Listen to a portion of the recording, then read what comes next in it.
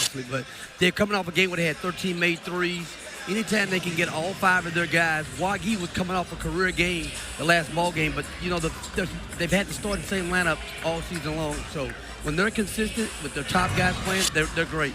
The veterans, what do they have in store today when they face the shooter? Max McKinnon, the senior from Australia, erupted for 34 points the other day, and he got it done at all 3 levels in that double overtime win against Ole Miss. Kevin, he can do a little bit of everything. He's dangerous putting the ball on the deck. He can shoot it from the 3. He's also a guy that's a great distributor as well, but they need him to play really well for LSU to have a great opportunity to get this done on their home court today. Important wins for a couple of teams that are just trying to build momentum before the SEC tournament, which gets started in a week and a half. 3 games left of the regular season. That's it for both of these teams. Oklahoma starts with it on this end. Here's the shooter, Nigel Pack, misfires his first look from distance. So this is Matt McMahon's starting 5.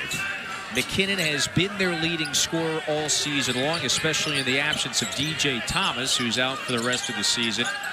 But number 6 in the white, who's had it just a moment ago, Robert Miller III. He's making his 2nd straight start after a good performance the other day in Oxford. Nwoko came off the bench and played well for these guys off the bench. Again, Miller's been a productive guy all season long. Rim protection, airspace at the rim, rebound the basketball. Speaking of that, that was a little pinball-style offensive board. So a new 20 for LSU. This is Miller, picks up the dribble, looking for McKinnon to bail him out. McKinnon turns, goes up, misses from 8 feet. One concern for Porter again, too, was the ball screen defense and how well Reese has handled that pick and roll action. They want to try to manipulate that game today. This is his starting 5. It has been the same starting unit for 29 straight games now. Nigel Pack and Xavier Brown lead the way. They both are averaging better than 15 points per game. So here's a second possession and a second offensive board. Miller's the one who secured it. Offensive rebound is a premium today for LSU. They need second chance opportunities. And again, Reese has been really good in the pick and roll, and it was a major concern today for Coach Moser and how they were going to defend him in that pick and roll. He's made great decisions in pick and roll as of late. Yeah, he and the staff, they really laud what he and LSU has done as a team in that game and that department this season. The Tigers, they snapped that 5-game skid with the double overtime win the other day. Sutton in the corner, connects for 3. That's a good sign. You want Sutton, when he sees that ball go through the basket, you talk about a guy that scored over 1,700 points in his career, Summit League Player of the Year a year ago. He needs to see that ball go through. Last ball game, he didn't shoot it as well.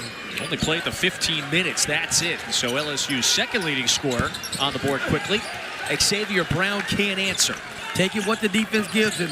LSU's going to be in that drop coverage. Brown's going to have that opportunity all night long. This is Tamba for 2. Pablo Tamba. Not great defense right there by Wagee. He's got to stand there and stand his ground a little bit. Too easy.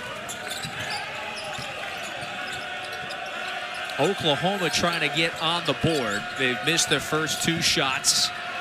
Xavier Brown finds a little space. This time swishes the 3. Brown's one of those guys, if you get him going along with Nigel Pack in the backcourt, those guys are hard to deal with. Both have and can go off any given night. Brown nearly picked the pass off. He gets fouled on McKinnon. And there was a little bit of a hook there from the senior trying to prevent Xavier Brown from taking this one in transition. Great job by Brown just going over that screen and just kind of blowing that whole flare screen up a little bit. They're going to take a look at this previous play. I thought I saw a hook. There's clearly no hook there, but no transition take foul here at this level. Well, the next there would be, but it's definitely a takedown. Not sure if he got a hook and hold right there in that Previous situation. play is under further review for a potential upgrade to a flagrant 1 foul. Yeah, it makes sense that we would take a quick look at this. Jeb Hartness, by the way, is the crew chief. He's out there today with Jason Baker and Rob Rourke. If we could take a look at that again one more time. A lot of times when it's upgraded, it's anytime it's up above that neck area. but I didn't really see that much into contact in that regard. Yeah, I wouldn't think so. I think it's a clear personal foul. Sure. Of course, that's going to be the first on McKinnon. It almost looked from this angle as if he hooked that left arm of Brown, but instead was basically just grabbing at the jersey. I like the attention to detail with Brown. That's something they worked on today in their shoot-around. Going over the screens, not giving McKinnon any kind of separation there. You got to be in his jersey, and he literally was in his jersey. So, again, this is the look right here. Is that excessive enough, just the yank of the right arm? It's clearly not a basketball play. I mean, that's a yank of the arm. Porter Moser pointing it out immediately. Absolutely. I mean, it can be their discretion. I mean, again, it's the official discretion to that in terms of if that was excessive or not. I think that's going to be extremely close. It's right there.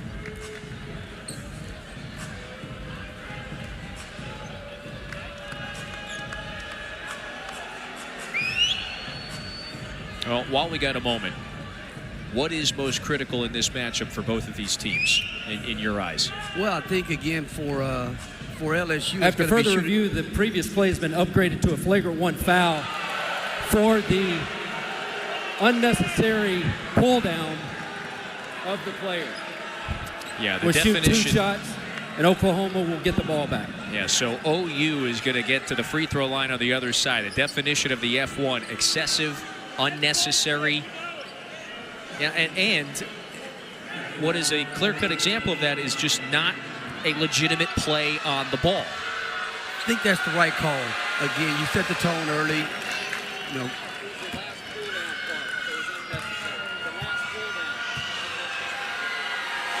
and so you got the SEC's best free throw shooter at the line here to even the score. And Oklahoma will inbound it. So back to it. What's most critical in this matchup for either team? Shooter defense for LSU. They're going to have to do a great job. You know, Oklahoma's at their best when they're shooting the ball from the perimeter at a very high clip. So going to have a hand up, good closeout today. I think for Oklahoma, they're going to have to do a great job of keeping LSU out of the paint. LSU's really good when they're attacking and scoring points in the paint. Pack, little separation, splash. You got to guard that guy. That's a guy you got to pick up just over half court. He's in range when he steps across half court, so you got to put some better pressure on Nigel Pack. I mean, he's made over 400 threes in his career. Nobody in college basketball right now with more, and the 6th-year senior from Indianapolis has been particularly dialed in from distance with 6 out of 8 from beyond the arc of the win against Auburn. Tamba trying to put the moves on Reed. Lost it. Reed might have deflected it, and he's got the board. Oklahoma in a hurry. This is Brown. Already has one. Nice ball fake. Missed it badly off to the right. It's a tough shot there in transition there. This is Miller. That one is deflected. Wagee got a hand on it with a windmill-style block. And he's running the floor. Throws it down. Reward the big fella for running the floor. Wagee getting out, beating the big guys at the floor in transition. Great job of Pack rewarding the big fella for running the floor. So it's 10 straight for the visiting Sooners. And they do it quickly.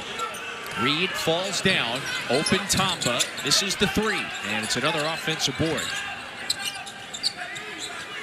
That's the 3rd. And the first 4.5 minutes now for LSU. Tamba. You can see they're trying to pound it inside in the early minutes. 5 seconds to shoot, though. This is the freshman Reese, who's playing really well, and particularly right there, being assertive when he has to be. He's now the starting point guard. He's been much more comfortable and confident in what he's done over the last 5 ball games.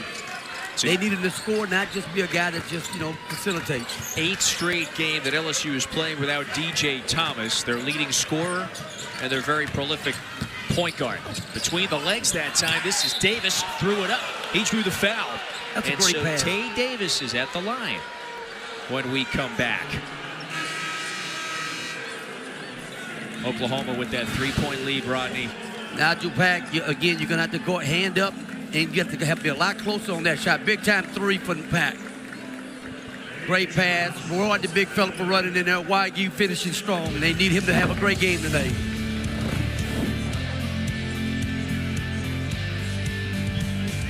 significant victory. So now it's their third out of their last 5 after that lengthy losing streak. But look who they beat. They won at Vanderbilt, scored over 90 in that game, did the same against Georgia, and then another victory against Auburn. So that's 3 wins out of their last 5 against what Joe Lunardi says is projected tournament teams. You know what, Kevin, there's a path, in terms of trying to get postseason play. You just have to take it 40 minutes, about 40 minutes at this juncture of the season. Porter Moser, who led Oklahoma to the tournament a year ago, has said several times the last couple of weeks, there is a path. Look, let's not lie about it. You see the record, they're 4-11 in league play. They're trying to take it a 1 game at a time sort of an approach into Nashville in a couple of weeks. They've got 3 games left in the regular season. If you remain hot, win those next 3, now you're sitting there a few games above 500. You got momentum. He says, guys, we have a pathway to a postseason bid. And the postseason bid everybody wants is the NCAA tournament. They're going to have to make up a lot of ground. We know that. All you want is opportunities, though, this time of year, though. And they're going to, 2 out of the 3 games are quad 1 opportunity. Yep. There's another offensive rebound. So LSU has pounded it inside. That was where it thought it had a major advantage today and did so the other night against Ole Miss. But boy, Oklahoma's got to put a body on somebody. Finally, they get the offensive board. LSU comes up with nothing there. Again, your LSU, I like to see them get that ball inside, get a paint touch. This is Brown. He draws the foul. Xavier Brown. That's their productive point guard from Philadelphia, who will go back to the free throw line where he's 2 for 2 already. Brown, great job of getting downhill, attacking the paint, getting an opportunity to get to the free throw line. You talk about one of the better free throw shooters in the SEC at the free throw line right now. I think he's a 90% guy at the free throw line. Yeah, best in the league. He is automatic just about. Brown, one of the many veterans in this starting lineup. And back to what Porter was talking about this past week. There really is a measured belief with this group that even despite a lot of the very close, bitter, heartbreaking losses along the way in league play, they buy into that. They believe in it. 1 game at a time, and let's see where the pathway takes us. It's been a very resilient group all season. McKinnon into the paint, the leader, got it to go. How often did he do that the other night in the Ole Miss win? Again, McKinnon getting to the paint. He can score at all 3 levels, but it makes him really aggressive when he sees that ball go through the basket, having attacked the basket, putting pressure on the rim. Forsythe on the pull-up, got the bounce. Key guy off the bench, and this bench production for Oklahoma is really important. The 5 guys, the 5 starters, they've been pretty consistent all season long, but when they get production from the bench, and Forsythe's a big guy, he's finally healthy, and giving them a lot of great production on the offensive end and defensive end of the floor. He and then Jadon Jones, who is also onto the floor. Those are the 6th and 7th guys. They have been much more productive of late. Mike Nwoko draws the foul. So Robert Miller goes off the floor. In comes the other near 7-footer. That's Nwoko, who is having a career season. You see, again, great pass. Great job attacking the paint. Interior pass, and Nwoko getting a chance. Tried to go in and really bring the rim down a little bit there, but that physical presence inside is much needed today for LSU to be successful. I don't doubt that he can do it, by the way. He's that strong. He's that physical. There's Matt McMahon. It's the 47-year-old from right outside of Knoxville, Tennessee. You see all of his postseason and just overall success when he was at Murray State previously. The 4th-year boss. Has had another season here where he's had a couple of his players scarred by injuries. Who are they? 2 captains. That's Thomas and Jalen Reed that are both done for the season. Reed's been out since November, but that's 2 starters and 2 captains that LSU has been without for much of the year. Nevertheless, they're trying to finish the regular season strong. Iela Tonsiv draws the foul. He's does not visit the free throw line that often, but the big man from Russia will be there with his team up by 4. Point of emphasis today for Porter Moser and his team attacking that pick and roll defense. They went through that in shoot around this morning where they had that pocket pass in the low area there where, again, LSU's trying to ice that. They did a great job there in attacking on that possession. One more game in our quadruple header, as is typically the case on Saturdays. That is Ole Miss and Auburn coming up next. And so Auburn, after the loss the other day to Oklahoma, they've got a condo on the bubble recently. They got a property. They've been there a long time. They're bubblicious right now. Yeah. They're going to have to try to find a way to get a win down the stretch here. They got to continue to win out here the rest of the way. Trying to sell that property, get off the bubble. Right now, Joe Lunardi has him as the last team out of the SEC in the tournament field. That lob pass was deflected. That was Jones who got up and knocked it away. Oklahoma with a little bounce. Reed can stretch it, and he buries the 3. Really good defensive possession. They had it carry over to the offensive end of the floor. Really good job there with their pick and roll defense. So Oklahoma has now hit 3 triples. 3 different players have done so. Pack, Reed, and Brown. After they fell behind 5-zip, they've outscored LSU 20-6. That pass was a little low to Nwoko. And a fortuitous bounce keeps it with the Tigers. That 3 is pure. P.J. Carter hits it. P.J. Carter has been a guy that's come off the bench, especially at home, and has shot the ball extremely well. And it's given him a lift off the bench and scoring. A 6th-year senior from Atlanta throws one in. 6-point game. Pack, a little space. That one was offline from the start. New 20. Reed gets his team an extra look. Screen and roll. This is Reed. Great ball fake. No whistle. Nwoko rips it away. Great job standing his ground right there. Moser calling for a foul. Screaming for one. After the block, the miss. And so Oklahoma dodges a bullet. Forsythe wants it. Offline. And Rashad King off the bench into the game, secures the board.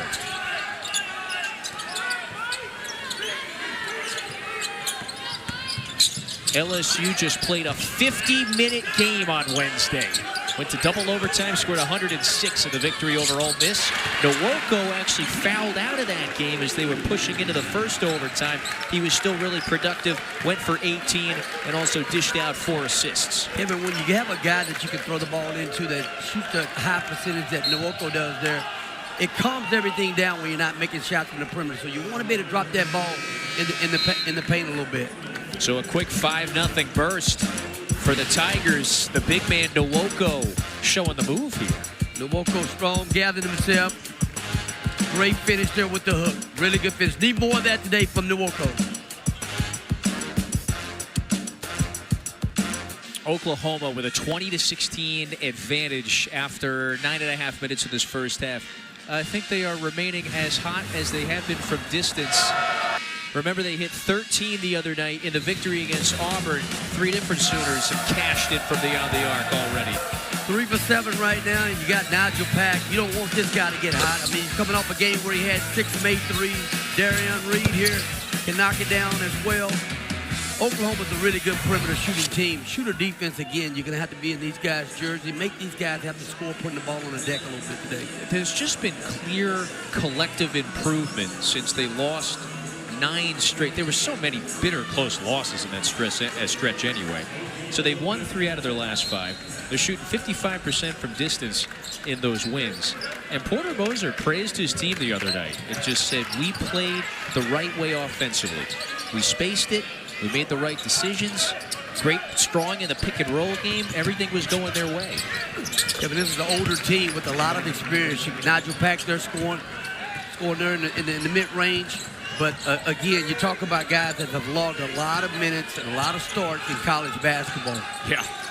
Davis, Pack, Brown, and that whole backcourt, that was always a strength of this team.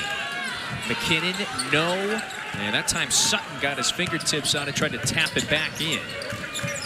So Moser was also really pleased with the post defense the other day against Auburn. How have they fared in that category tonight?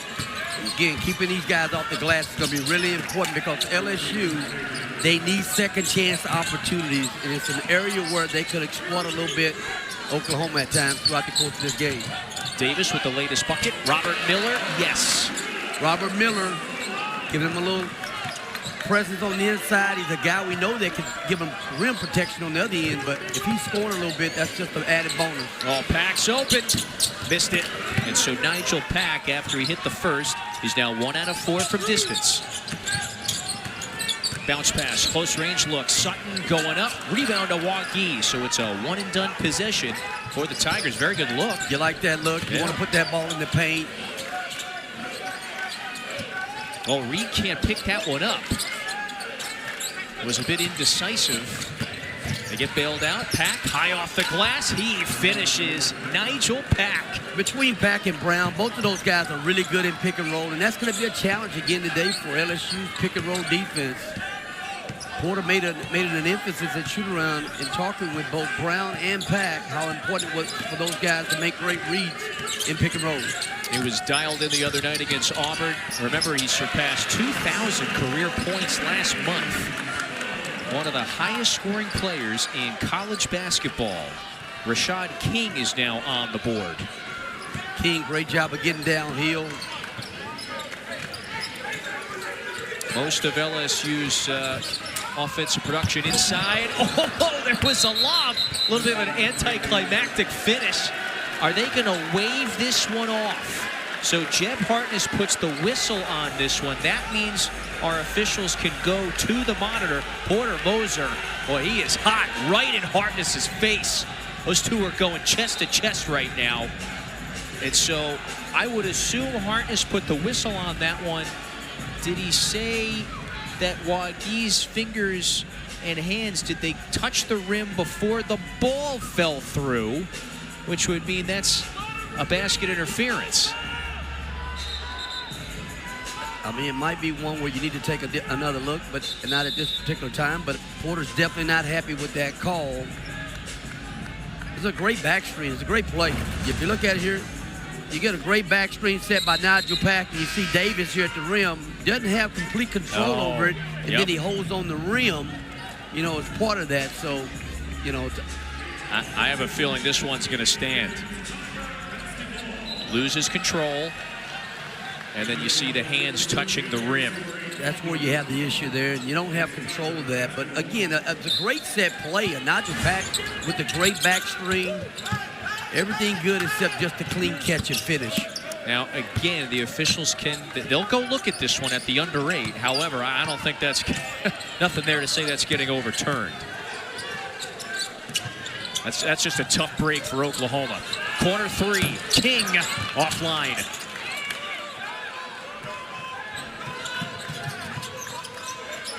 Jadon Jones, three-point specialist. Ilatansev had his hands on it, but instead out of bounds.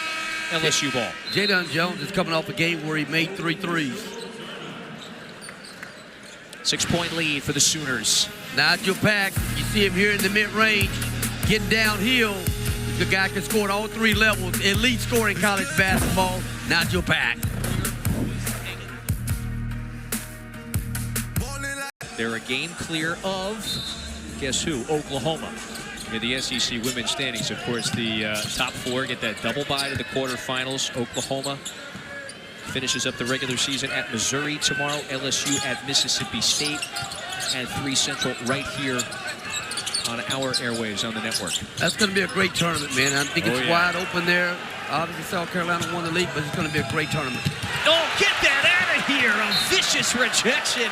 Robert Miller running the floor just like he did at the end of regulation the other night against Ole Miss. Kevin, Robert Miller oozes with a lot of talent. He can do it on both ends of the floor. You see here defense heading down, Jadon Jones. Robert didn't give up on the play. Big time rim protection. A lot of talent from that young fella there. Still just oozing with talent. So remember, with just seconds left at the end of regulation the other day in Oxford, he wipes away that A.J. Storr runner. And then LSU, a few moments later, they get one more stop. That ultimately pushed the game into overtime. They won that in double OT. McMahon and this staff, they laud his athleticism that you just spotlighted. Yelatansev, it's a straight-on triple. Left it short. So Oklahoma 3 out of 10 from distance. So-so. McKinnon puts his head down and he draws the foul. The Aussie will shoot 2 in a moment. But first, Robert Miller here again. You see him in transition, not giving up on the play. Elite level rim protection. He has a chance to be one of the elite shot blockers in the SEC. He's only a sophomore and has shown at times that he can score on the other end as well. McKinnon getting to the paint is something, again, I think that LSU needs to really exploit all game. I mean, they're at their best when they're attacking the paint, and he's a guy that can score at all three levels. Miller, you know, the trust that he continues to earn from the staff just keeps going up. Played 31 minutes, all right, in that game the other day. Meanwhile, McKinnon at the line, so his production has gone up. That's a great look into how his season has unfolded. Makes sense. DJ Thomas has been out now for, what, a little more than a month. Others have to step up for LSU.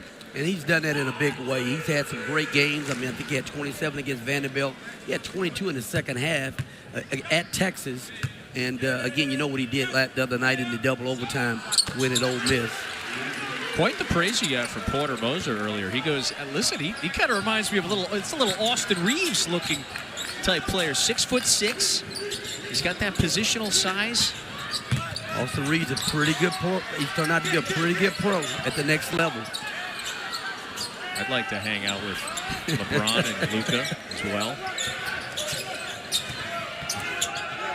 Late in the first, 6 to shoot. Forsythe, a couple of crossovers, the moves, the ball fake, the foul. Forsythe at the line. You missed that production when Forsythe was out with injuries. Now he's back healthy. He's a guy that comes in the game and can create scoring opportunities on offense. Does a great job on defense. But you see him here, great job with the shot fake. Got Tom in there. He's able to get to the line. He's a key piece for Porter Moser and Oklahoma Sooners. And when he wasn't healthy, it wasn't playing at the level that he's capable of playing, it really hurt their team. How pivotal. What do they need from him the final 3 games of the regular season? Well, Forsythe's a guy that's going to bring a lot of energy, some toughness, some grit to your team on defense. On offense, he's going to make this right play, keep it simple.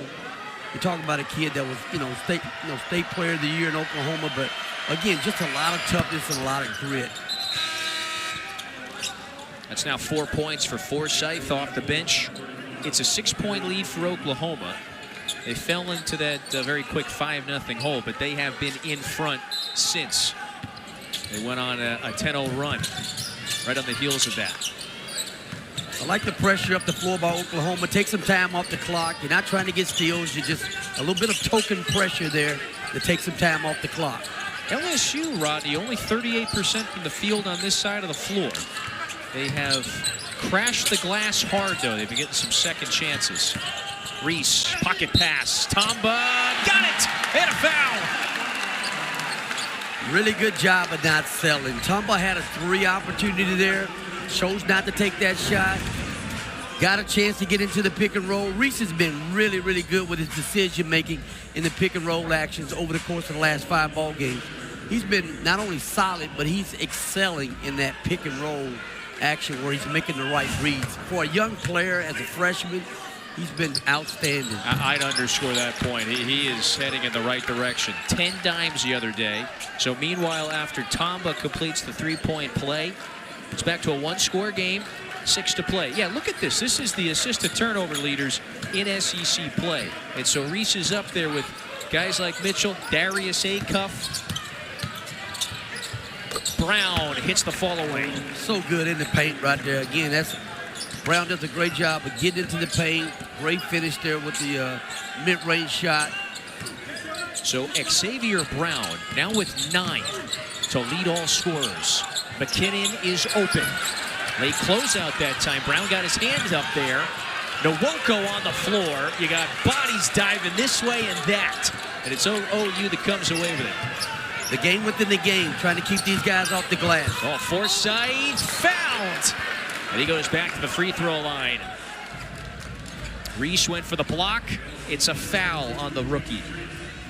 You know, Kevin, we talk about the game within the game, the 50-50 get ball game. Oklahoma won the 50-50 ball game in that last possession. You see Forsythe here with the great shot fake. He's done a great job here. Both possessions, last two possessions with shot fakes.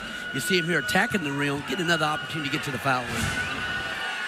And he did get him on the left arm there. Yeah, no, that was clearly a foul. Great job on his part attacking the rim. Oklahoma, both of these teams are really good free throw shooting teams as well. You don't want to put these guys on the line. LSU is, what, top 35 in the nation. Free throw shooting and then makes. So here you go. Here's that production you're talking about. There's 4 quick points for Forsythe. All of that coming at the free throw line. He's been rejuvenated these last couple of weeks. Oklahoma knows what they're going to get from their top 4, top 5 starting guys. It's the key of the guys coming off the bench. Are they productive? Are they going to make an impact in the game? So far, so good today. Tamba, a spin again. You know, he has done that move several times. Gets close range, spin this way or that way, and the Spaniard goes back to the free throw line. Like Tamba attacking that rim, getting an opportunity to get to the foul line. Again, LSU's at their best when they're getting downhill and they're in that paint. So that is a foul on Wagi. Tamba, first-year Tiger.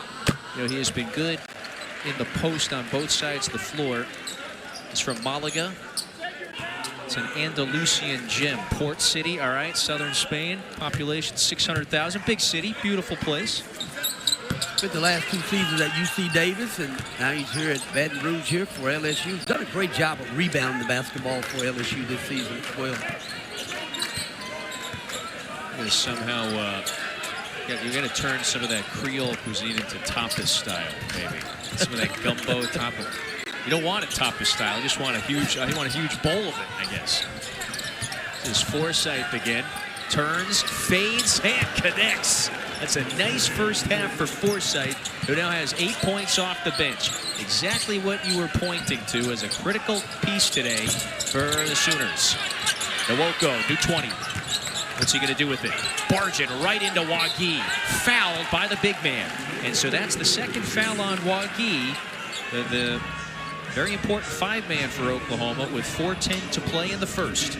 Well, that was all created with the tap back by Tamba there on the offensive glass. Oklahoma's going to have to be a little bit more physical, put their bodies on guys and keeping these guys off the glass, because, again, this is where LSU's going to have a chance to really, you know, make some hay in terms of second chance opportunities on the glass. And so there you go. They're +4 right now on the offensive glass. They got 6 in this first period. Nwoko's the 3rd-year player from Ontario. So Ia Latansev is back on the floor because Wagi has got to sit, presumably for the next 4:10. So, listen, this is an important 4-minute stretch. Let's see what LSU can do without Wagi on the floor. Oklahoma has been, let's be frank, they've been a little thin in terms of physicality behind Wagi this season. So they're back within 6. Wagi's been playing terrific over the last 2 ball games. He's coming off a career high, 18 points. That was probably his best game of the season the other night. Oh, Nwoko with a vicious rejection, but there was a foul beforehand. And so Oklahoma, who has lived at the free throw line so far, will be back there on the other side. And they've got the 6-point lead, Rodney. You see Brown getting downhill. Great shot attempt. Get a chance to get to the free throw line. Brown's aggressive.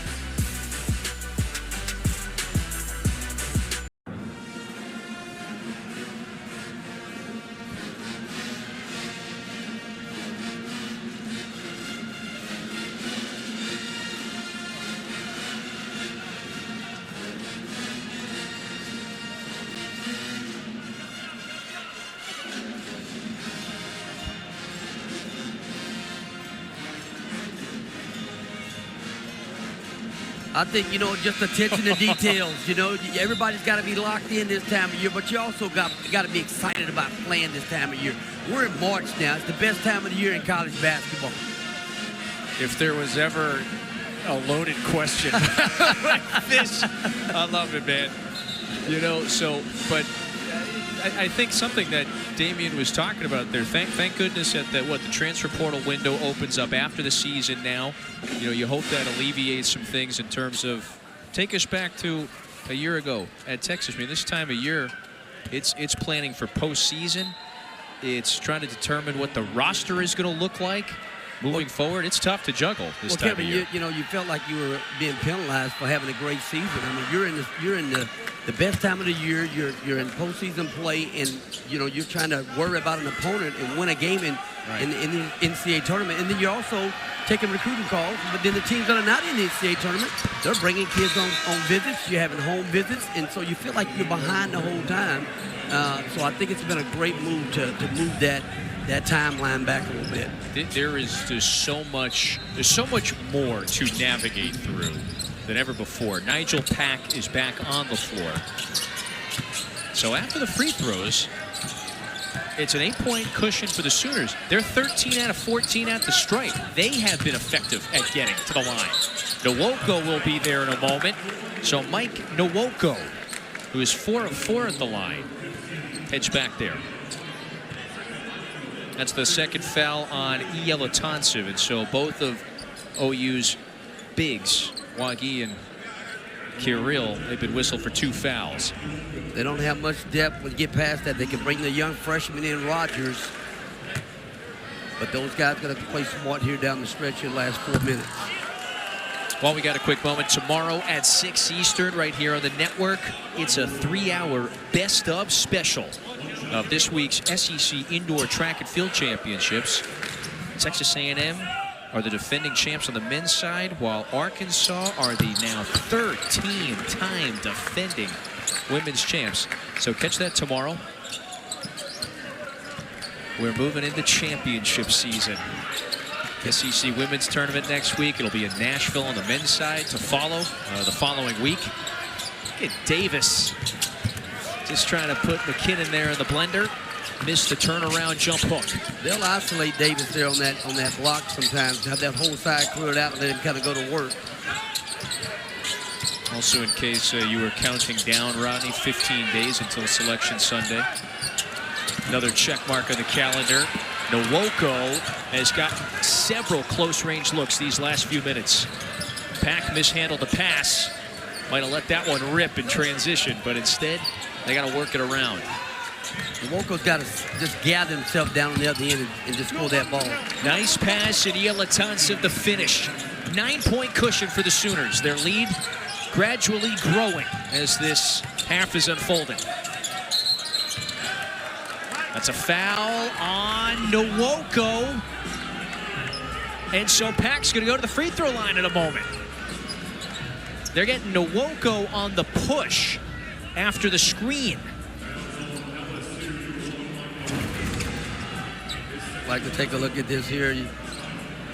Anything right here? Yeah, you can't extend those arms. Anytime you extend those arms out, that's an easy call for the official. I think Nwoko's a little tired there and, you know, just didn't make a good play there. So you got him going to the bench right now. Well, yeah, he checks out. Miller back on the floor. You hate to pick up that kind of foul that far away from the basket. It's an easy call for the official to make there, though. By the way, pardon me.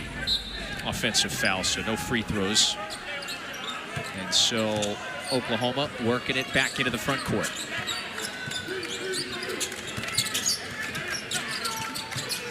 Pack, poor pass. Tampa's got it. LSU with numbers, looking to convert. King to the basket, missed it. And he's bailed out by a foul. LSU getting a lot of looks close range. However, they're only shooting 35% from the floor. So they'll have to convert at the line. It's Robert Miller. They've got to be able to cash those second chance opportunities in. They're doing a great job of really crashing the glass really hard. Now they've got to be able to finish those. That seemed like one, if you're LSU, maybe you want that back. You get that steal, you can't convert in transition. However, if Miller can go 2 for 2 here, good consolation.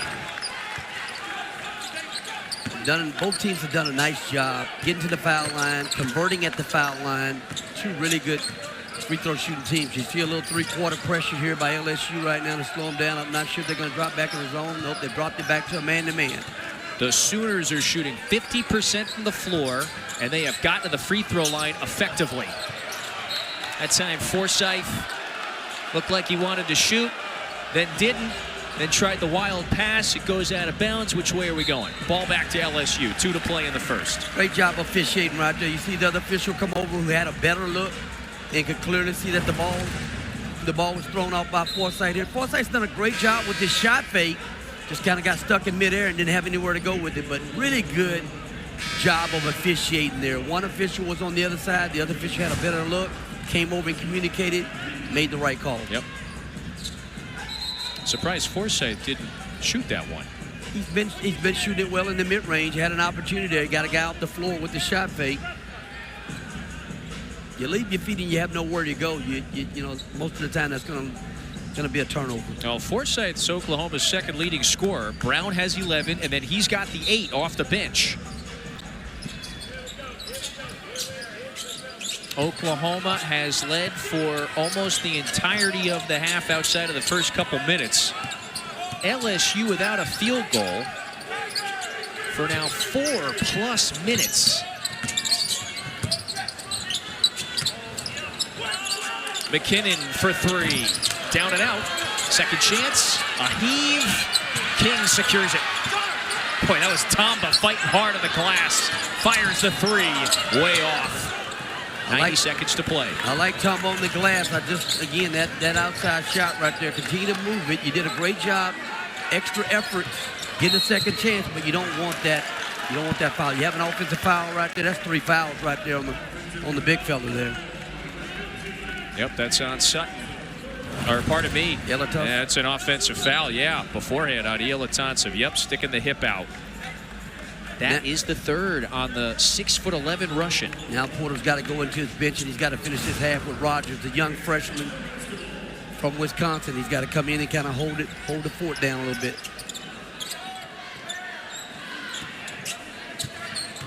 Well, they haven't lost, but they were up, 6 when Wagee went out. They're up 7 now. LSU just having trouble converting on this end of the floor. They're 2 of 11 from distance, so it has not been a fruitful day so far from beyond the arc. McKinnon, this is a shot he can make. Timeout, 1:02 to play. 5-point game again in Baton Rouge. That's a came off a stagger there. Great job of getting downhill and he's really effective in the paint. We talked about him scoring from all 3 levels. He's really good in the mid-range as well. You know, it seems like LSU has got quality looks. Do you, even though they haven't been making too many of them, do you agree with that? No, absolutely. They run him off the stagger. He doesn't have the shot from that point, but again, he's a guy that can go off the bounce.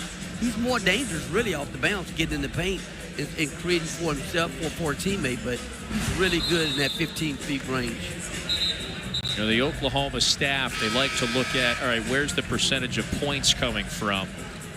And most of LSU's, in their judgment, percentage of points is coming from McKinnon in the 2-point range, and that is off the bounce or driving towards the rim. And getting an opportunity to get to the foul line. He too is also one of the better free throw shooters in all of the SEC. So getting a chance to get to the foul line, he's really good. Again, playing 15 feet in. The senior from Brisbane, Australia, spent the last couple of years at Portland. You know, our man David Patrick had the in on that one. Anything coming out of Australia, you know DP's around it for sure, no doubt about it. 50 seconds to play, 5-point lead for OU. It's led for the majority of this half. Brown, a step back, can't hit it. Tamba got it. So LSU has got a chance to get it back to a 2 or a 3-point game here after trailing by as many as 9. Sutton, no. Miller, put it back up. Jones, it's a jump ball. Jadon Jones smothered him. McManus, he is displeased, frustrated by that whistle. Really good offensive rebound here. You see the 6'9" sophomore. Really good clean up top right there. I mean, That's clean. That's pretty clean right there, you know. But great second chance opportunity. And an offensive foul on LSU. Brown fell hard. And so Robert Miller, he's got some words here for several OU players. We're going to take a look at this in a moment. Boy, Miller is trying to jaw with Jadon Jones, who's basically waving him off. Yep. Yeah, let's take a look at what transpired here. Matt McMahon is saying, is there an OU player grabbing his jersey? You got Miller right here. You see him with kind of sticking it out, but you also see, again, the push off here is the one they end up getting McKinnon off of a little bit. But again, LSU has to keep their composure. They got to finish out this half here with a really good stop defensively. And yes, I had missed that. That was on McKinnon. That wasn't on Miller. So 5 seconds left here. Pack wants three, puts it in. Timeout LSU. They might have a second here. It might put a couple of fractions back on the clock, but it's an 8-point edge once again for Oklahoma after Pack's second triple. Big momentum right here from Nigel Pack, doing what he does best. Stopping on a dime, pulling up, big time three. Giving his team some momentum right here to head into the half. Nigel Pack. Nobody in college basketball with more made threes. And look where he falls, by the way. He's now over 2,200 career points. Only Graham Ike and Tucker DeVries are higher on that active Division I scoring list. It's just quality dudes here on this list. He's done it at every stop. K-State, did it at Miami, took a team to the Final Four at Miami. And 1.3 will be placed on the clock. He's carried that over. They put some more time on the clock there. Time issue. Great job officiating there, getting the right time on the clock. Put a little bit more time on the clock right now. 1.3 for LSU to work with. But Nigel Pack's done it at every stop. I mean, he's one of the elite shooters to play college basketball. P.J. Carter's going to inbound. If you catch it in the backcourt with 1.3, you got basically, what, one dribble. This is King, lets it go. This would count. That's the half. And Oklahoma shoots close to 50% from the field, capitalized at the free throw line. It's got an 8-point lead after 20 minutes. Pack and Brown in 21 of those 41. Let's go to the studio now. Here's the fellas in Charlotte. Rodney, they had 21 of Oklahoma's 41 in that first half. You see some of the numbers. You look at those second and third bullet points. Where LSU did excel was on the glass. And they're looking to continue to pound it inside, you would think, in this second half after shooting just 33% from the floor in the first. 9 offensive rebounds. They want those second chance opportunities. I think LSU has got to continue to try to attack the paint, hit points in the paint when they're really good. Both teams won in the midweek. Oklahoma scored 91 in the victory against Auburn on Tuesday. LSU with that exhilarating double overtime win against Ole Miss the other day in Oxford.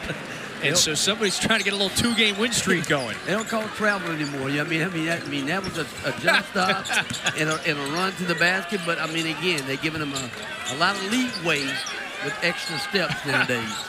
McKinnon with the latest of the first basket for LSU here after halftime. It's going to stay with the Sooners after the deflection.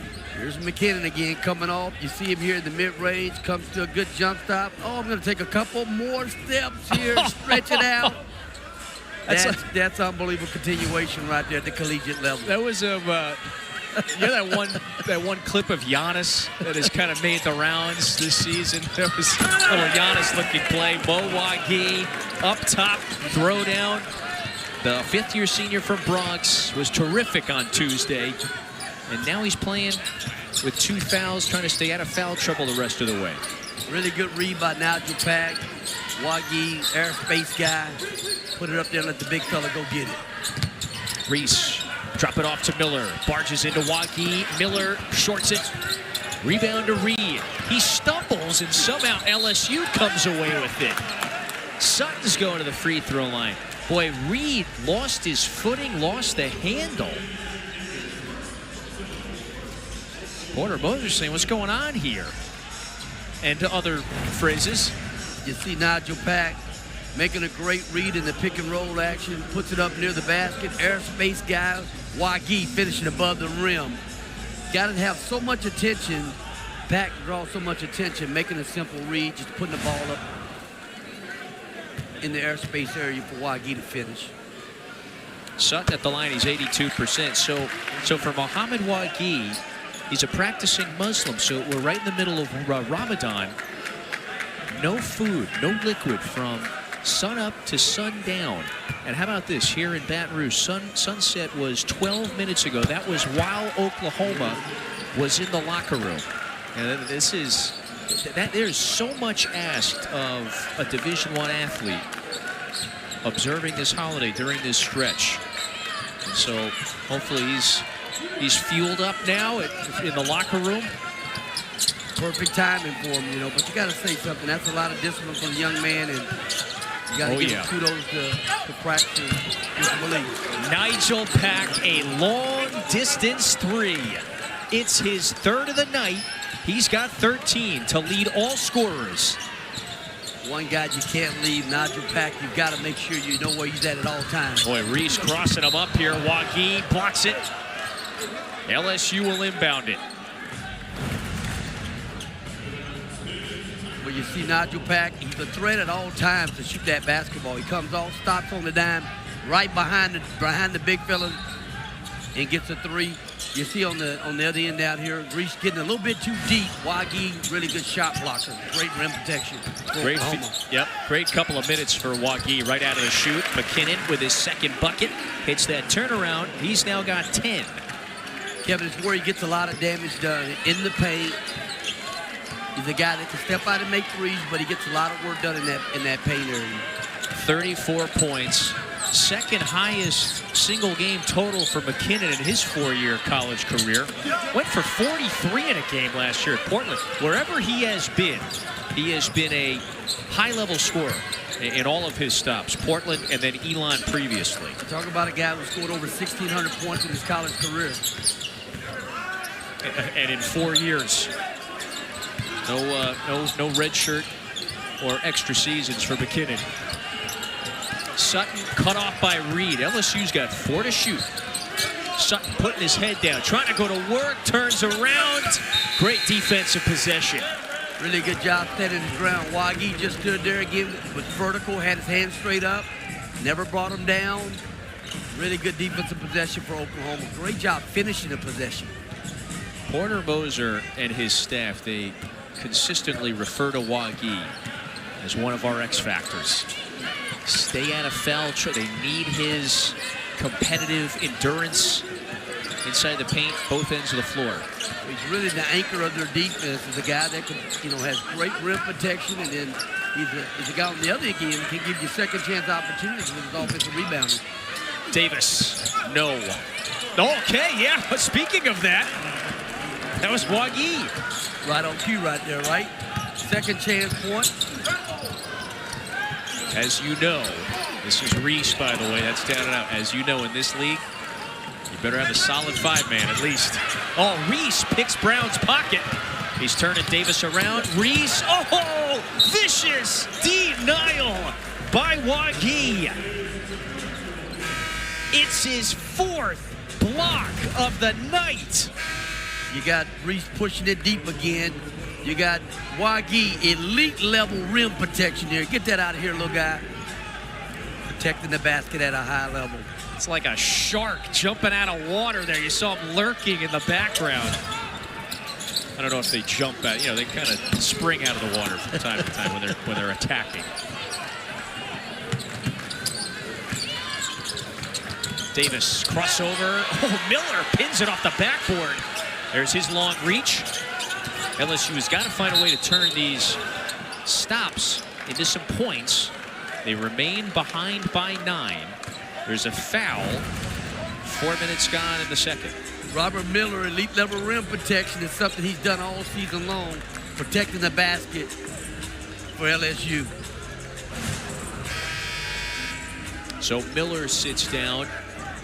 Robert Miller today has got 4 blocks as well. You know, both of these bigs, Miller and Wagi, trading highlight blocks. That foul was on Pack, by the way, his second. McKinnon, no. And then a foul on Jones. There's Sutton. Again, LSU working hard for the second chances. So they will inbound it when we return. Block party in Baton Rouge. It's official. Wagi has had an impact on the game. Big time rim protection for Oklahoma. Doing a great job with rim protection.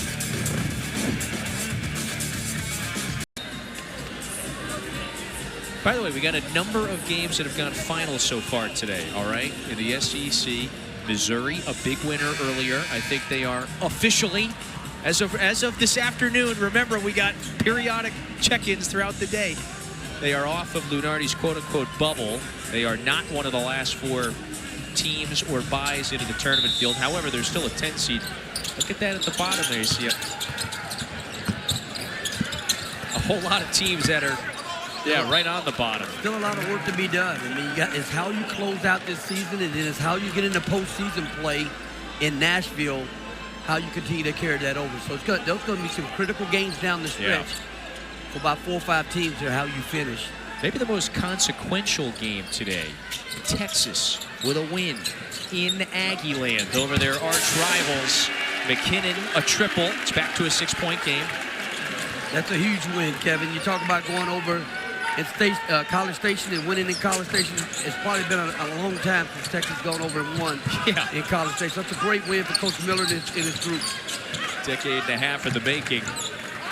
Georgia defeated South Carolina earlier today, so some of the teams that were favored to win did indeed cash in with their victories. Missouri, Georgia, Kentucky winning at home against Vanderbilt. So the Cats have now won back-to-back. We say it all the time, Kevin. It's so important for you to try to win your home games and then go on the road and try to steal a couple games, but you've got to try to protect home court at all costs in conference play. Davis size it up Sutton now. Davis a right-hand dribble. Forsythe puts it up quick and connects. Has he been clutch today? He has been really clutch off the bench for Oklahoma. Making shots, playing with great energy on defense. It's now an expectation.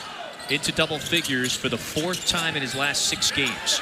So during this really fine 5-6 game stretch, there's been a little bit of a common denominator of Oklahoma getting some production outside of the top guys.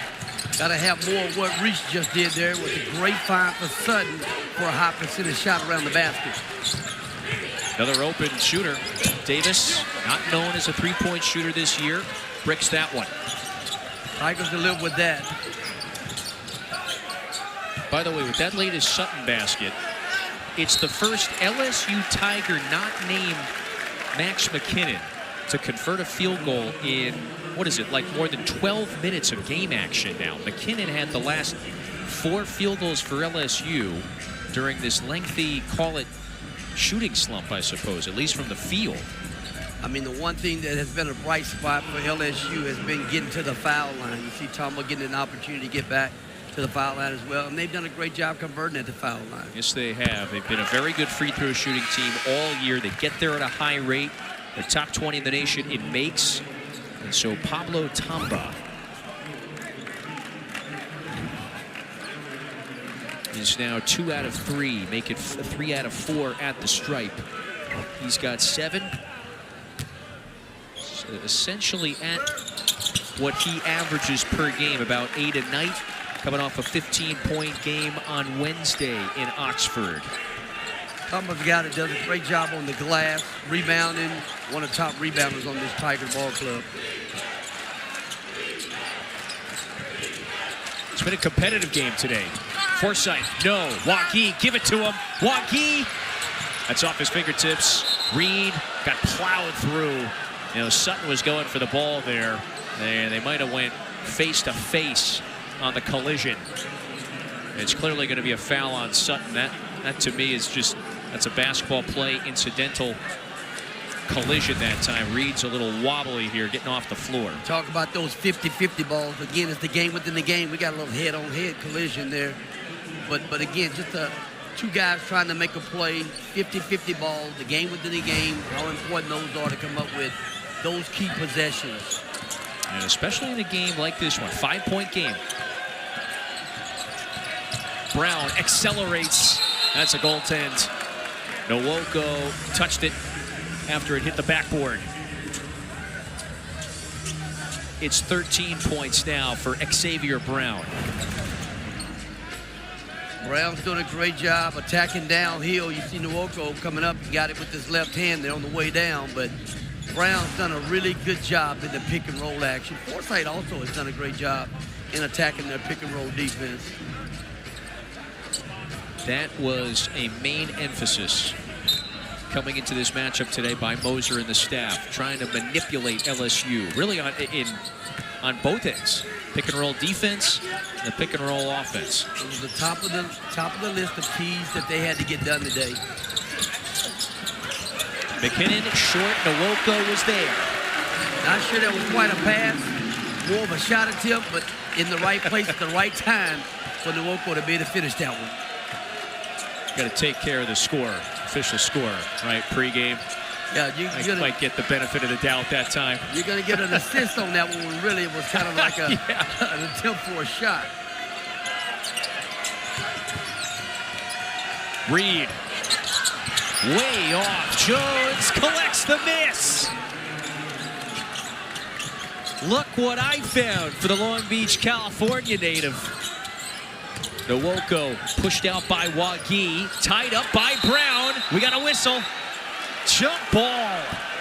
Nwoko brought it down, and Xavier Brown tied him up. Now McMahon, he might have a little bit of a case there. He was saying that Brown's got a bit of the arm. Maybe a little bit, I suppose here, Rodney. It's a great double down here by Brown. And Brown went for the ball. He didn't go for a trap. He went for the ball. And that's a great job executing the double team in the post. Forsythe. Now it's OU crashing the glass hard. However, there was nowhere for Reed or Wagi to land. They land on the baseline. Ball back to LSU. You got to like that effort, though. If you're Porter Moser, you got two guys going hard to try to go get the offensive rebound. It's a great look by Forsythe, but you got to applaud this effort by both guys just trying to come up with a second chance opportunity. Unfortunate they were still, on the line there as they were trying to come up with that loose ball. And so now in this second half, Oklahoma's got the offensive rebound advantage. It's 7-4 now, so they're +3 in that department. Fairly even in this second half. LSU has outscored the Sooners by 1. They're down 7. They have played from behind for almost the entirety of this one. Not by any more than 9, but they have been behind. McKinnon, the leaner, missed it. That's a foul on OU. One of LSU's favorite sets. When they get a chance to look at a guy on a cross screen, and they get McKinnon coming off that double. If he doesn't have it, he has a chance to create something. You see an opportunity there where Tomba gets pushed from behind on the rebound. But that's Tomba again making the extra effort to try to go crash the glass to pick up that offensive foul. It was a creative box out for Jadon Jones. That's absolutely a little bit of a shove. McKinnon rises. Tomba again. Tomba fighting for it. And Reed has it. Like the effort by Tomba on the glass. He's got to gather himself there, make a good 2-foot play where he gets an opportunity to try to get to the foul line. Tomba and Miller both leading the way with 8 rebounds for LSU. Wagi, jump stop, goes up with the left, falls off the rim. Wagi somehow just took it away from Tomba, and he follows his miss. You got to finish possessions. You got to keep playing. Great job by Wagi to continue to play. You have to keep battling. Oklahoma just playing with a high motor. Nice drop-off pass. Miller, easy throwdown.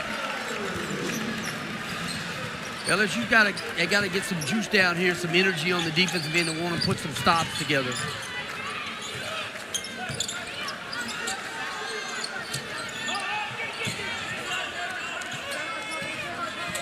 11 to play in the second. Forsythe goes right into the shooter and gets the whistle. He got Miller in the air.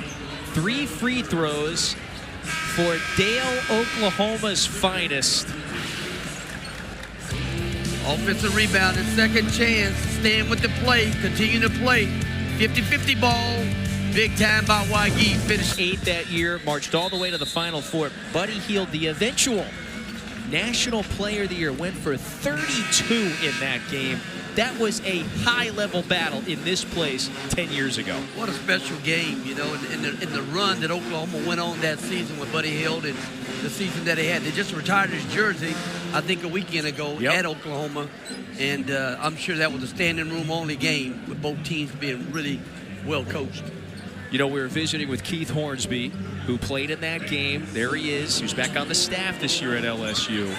We just asked him, what do you remember about it? He goes, look, this place was juiced for that battle. Ultimately, down the stretch, we couldn't get it done. Close 2-point loss, but he just remembered how revved up this place was for the #1 ranked team in the nation coming into town. Remember the fanfare surrounding that LSU team with Ben Simmons on the roster. So that was a widely anticipated matchup. It was a heck of a ball game. Pretty good shot there. Marcus Thornton sitting right beside him. Oh, yeah. Former SEC Player of the Year as well. Played on a really good LSU team as well. Hornsby, if I'm not mistaken, was Ben Simmons' roommate in college. Yeah, that's right. Did they not have a pet iguana? We go to our main man, Kent Lowe, for these details. They did have a pet iguana, they did. Better remember to feed that. The big appetite, these iguanas, evidently. McKinnon, that's pure. It's a 7-point game. 9.5 gone in the second half today. Oklahoma and LSU, second time ever in this building. Sooners have led for the majority of it. Waigi, you know, good decision that time to catch it, plan his attack, and off the window. Too easy right there. Again, you know, LSU's got to clamp down, and they've got to get some stops on the defensive end of the floor. More McKinnon getting going here and getting started with his offense as well. But they've got to get some stops on the other end of the floor. OU maintains this near double-digit advantage. So tell me, what's OU doing right the last few minutes? That's a tough two. I'll tell you where they've done the most damage is the second chance once in this half. You see now. Back. It leads to the timeout. He is lethal from distance. 4 more triples tonight for one of the most prolific players in college basketball. Talk about Nigel Pack. This is the one guy. You got to locate him in transition. Nigel Pack, big time 3. So he got that extra year. Last season at Miami, only played 9 games. The ankle, the foot, the knee injury. So he got this additional season. He got this additional redshirt year. And what a productive season in his final year of college ball. 4 more today. So that gives him, you need a calculator. 409 made threes in his career. No other active Division I player with more. He is #1. Nigel Pack, you know, he's a guy that's been wired to score his entire career. It really reminds me of a youngster that I had an opportunity to coach at Texas, and Max Asmus.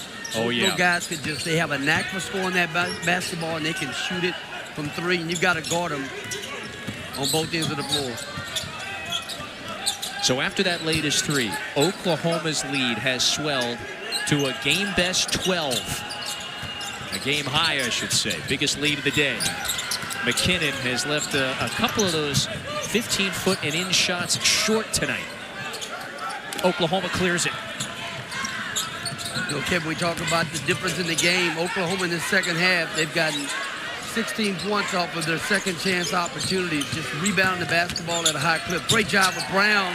What getting a down, difficult to the finish. Teeth of the defense and finishing. Oklahoma, the last, Rodney, what, 4 or 5 minutes? They're getting anything they want, and a steal. Reed pulls it down and out.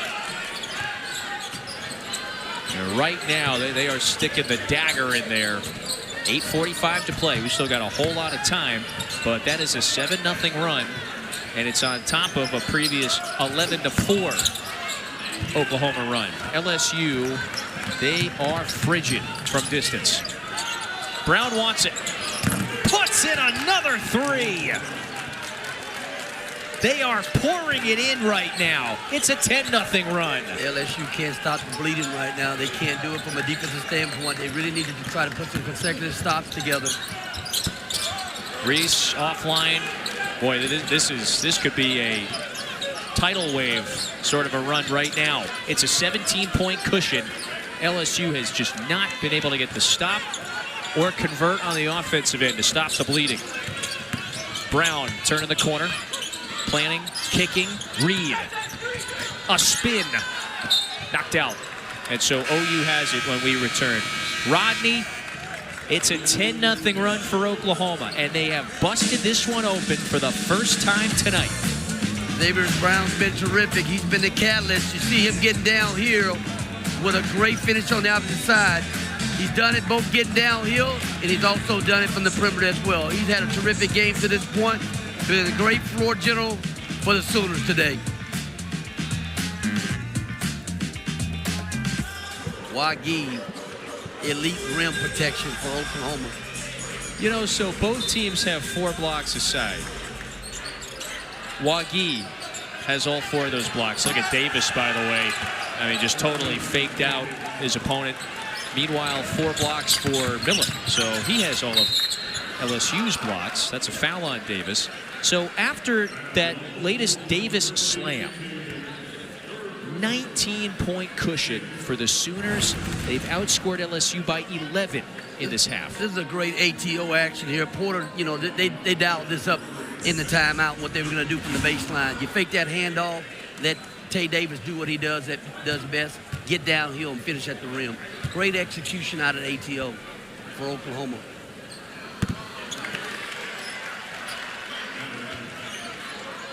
The Sooners have gotten production from not just their star guards, Brown and Pack, 13 for Forsyth off the bench.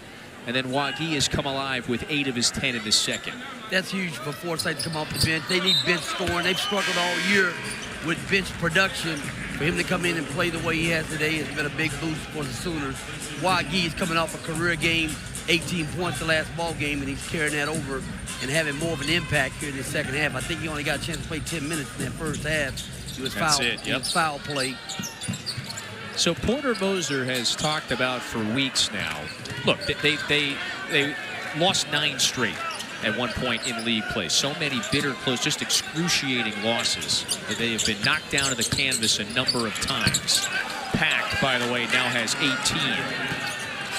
But Porter Moser has been adamant about, guys, there is a pathway. Well, let's break it down. What is the pathway? They've won 3 out of 5, so now they're back to 500 overall. You see the conference mark. It's a little rugged looking at 4-11. But they're trying to finish the season on a strong note. Maybe they win 3 in a row. If that happens, you go into the SEC tournament with a 7-11 conference mark. It's more about who they're playing the rest of the way. Obviously on the road tonight is a quad 1 game. Missouri at home to close out their home slate in a couple of days. That would be another quad 1 game. And then at Texas. Jones buries another triple. Quad 1 opportunities, you know, are there for the taking for the Sooners. They have to take it 40 minutes by 40 minutes. Because as you know, whether you're on the road or at home, every game is going to be a game you got to play for 40 minutes to try to get a W. Well, and let me swap my logic. That game at home is a Q2 game. Then, of course, the last one on the road at Texas. That's a quad 1 at Texas. So you've got a chance if you're Oklahoma to go into Nashville with a little mojo. Our guy, Joey Brackets, he's all over this stuff. He knows the calculus behind this. He says they're under postseason consideration. He's got them right now as the number 82. What does that mean? There's about a dozen teams ahead of them for the last spot in the field. So, look, they'd have to make up a lot of ground. But you got 3 to close out. You got opportunities. Nashville, the whole week is an opportunity. You never know how far you can go. You go in the conference tournament with 5 quad 1 wins, you're giving yourself a chance for postseason play. You got to go and get a couple wins, obviously in the conference tournament to continue to build that resume, but you have a chance. Here's Nigel Pack, right on cue again, shooting the basketball at a very, very high level. I mean, it's something he's done all season long. Nwoko with two-hand flush. Yeah, they shoot it like they are today. Now 10 made threes. And who knows? They could take down conceivably anybody. I would even, let's not bury the lead. I think we understand that it's an uphill climb at this point. It very much is. However, you control your destiny. They certainly do. That three is pure. P.J. Carter hit the early triple right after we got started in the first. That's his second made bucket. Really great job by McKinnon getting into the teeth of the defense. Great driving kick. Carter's ready to shoot the basketball. Nielitsancev, clean look. Almost got the roll. It's a great look. I mean, at this juncture of the game, I don't know if I love that shot, but it's an open shot. So, I mean, it's one there that he can't pass up. Oklahoma has made 10 threes. They are right at their season average. They have been one of the better three-point shooting teams all season long. Look out now. P.J. Carter has nailed back-to-back, and Porter Moser is saying, all right, let's put an end to this mini burst. They take a timeout. 14-point lead for the Sooners with 4:29 to play. They're trying to make it 4 wins out of their last 6. Maybe some momentum booning. Holds the 4 seed. If they win tomorrow against Mississippi State, they officially lock up a top 4 seed in the SEC Women's Tournament. That means double bye to the quarterfinals. And then on the women's side for OU, Jenny Baranchik's team, they're a game back of LSU. So they finish tomorrow against Missouri to close out the regular season. As they're most likely, you would think, going to just be playing on Thursday to get things started. The postseason, we look at every season as chapters to it. And the postseason chapter is about to begin in the next couple of weeks.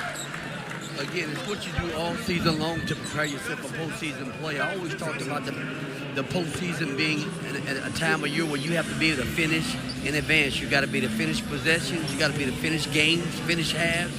And the teams that do that at an elite level, they get a chance to advance and to continue to play deep into March.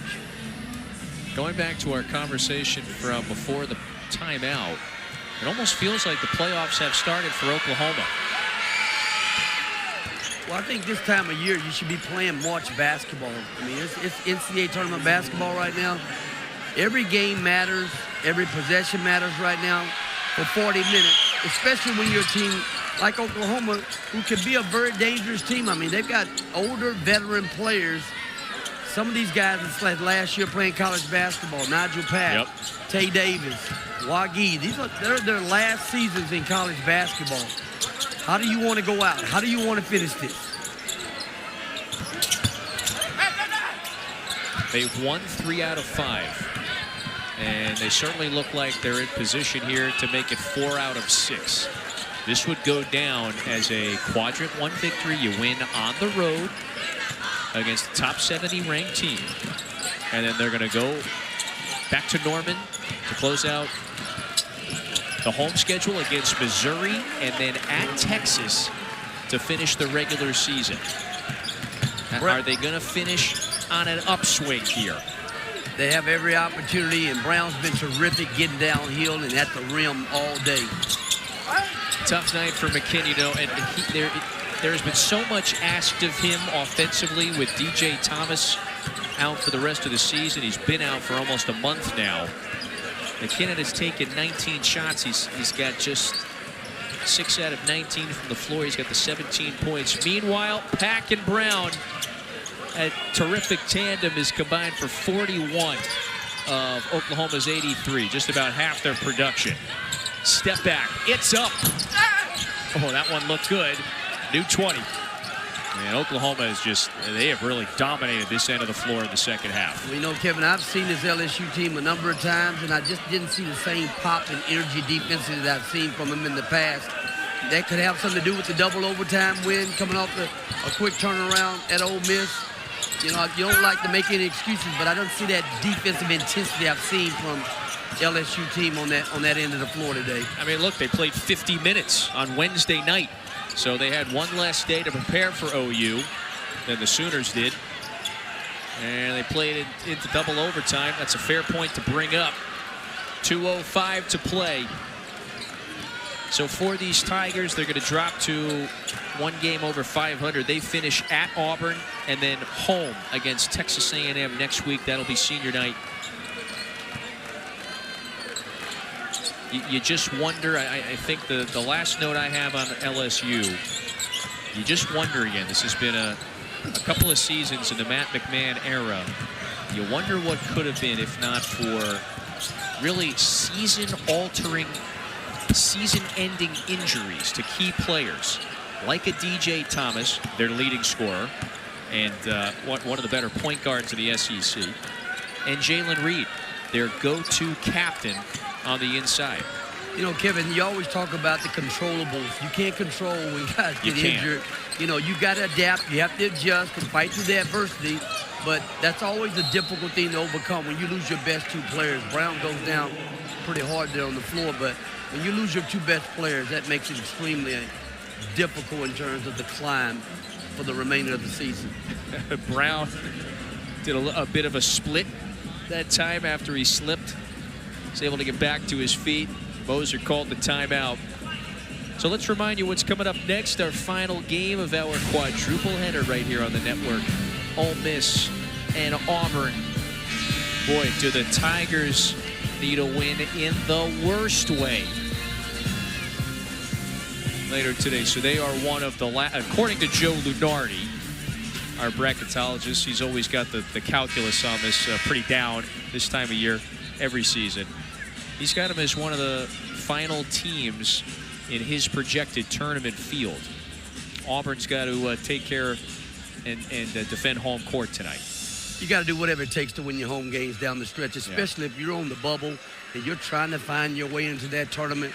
You got to do whatever it takes to win your home game. I mean, they're 2 games above 500 overall. They certainly have benefited from playing such a brutally challenging schedule, and they have got key wins that doesn't matter if they happen early, they stay on your resume. They do, but down the stretch you got to be able to go 40 minutes, about 40 minutes, and you got to be able to close games out, especially at home. Yep. So our friends Dave Neal, John Sunvold have that one for you. Again, that's coming up at 8:30 Eastern. We'll get it back to the studio crew when we are done here, and then they will get you set for our finale. This Oklahoma team has come in and really just put their will on this LSU team from the very beginning. They got downhill. They did a great job playing in pick and roll. And they've made their threes like they've done all season when they've been successful. Another? Oh, I thought they were getting one more. Rodney, they are ultimately going to finish this game by leading for almost 37 minutes. They trailed for 1 minute. That was it. Right after we tapped.